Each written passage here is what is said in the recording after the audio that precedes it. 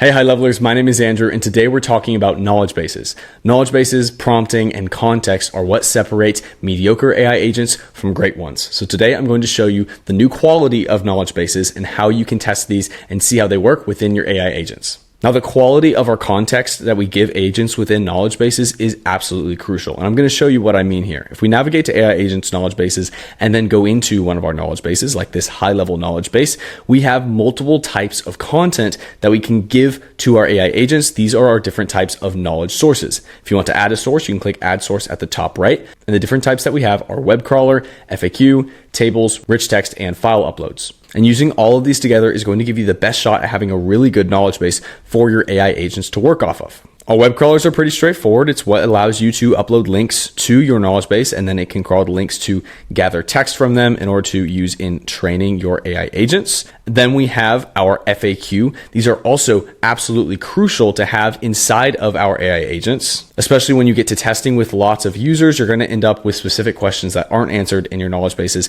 That's where FAQs come into play.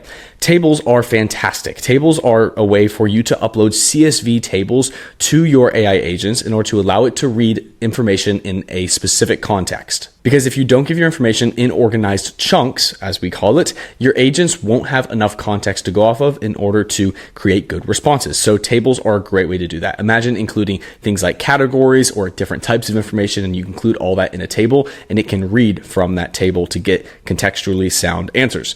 We also have rich text, which is really helpful for just adding in your own text. But if you want to keep things separated using delimiters or text links or decimal lists or custom code, bolding, things like that, AI agents can read from all of that to see what's more important than other information. So this is absolutely crucial, where we can upload things like PDFs and documents in order to give our agents pre-made PDFs and documents for it to read off of. Now, what's also really cool with these knowledge bases is having our information separated like this allows us to debug better and figure out why our agents are coming up with the answers that they're coming up with. For example, we can go to a conversation AI agent. We'll go into this software expert agent and then go over to our training or our goals. And whenever you end up getting these messages from your agents, you can actually see why they're creating these messages here. So this is our context for our AI. This is called our AI response info. And this ties back to our knowledge base with information that it found in order to come up with this message. So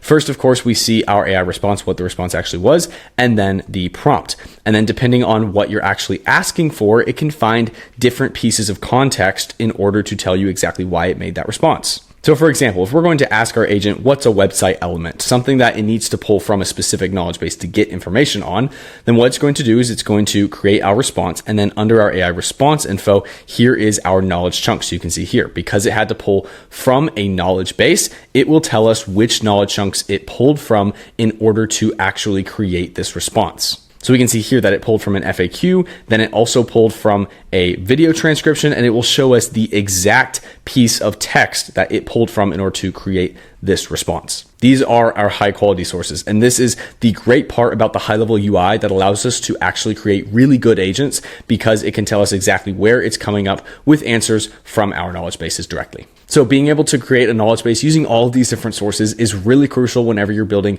your AI agents. Of course, if you have any questions about knowledge base sources and how to actually debug and make these systems work for you and your AI agents, feel free to drop a question down in the comments below or refer to the help doc. As always, my name is Andrew, and thank you very much for watching.